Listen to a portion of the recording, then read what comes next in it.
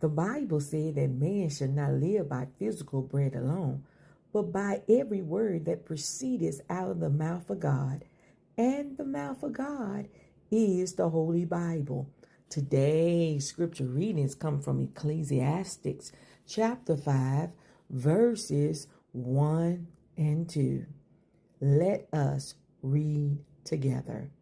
Keep thy foot when thou goest to the house of God, and be more ready to hear than to give the sacrifice of fools, for they consider not that they do evil.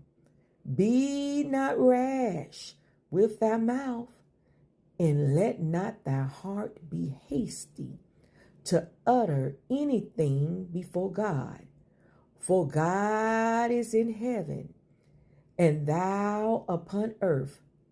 Therefore, let thy words be few.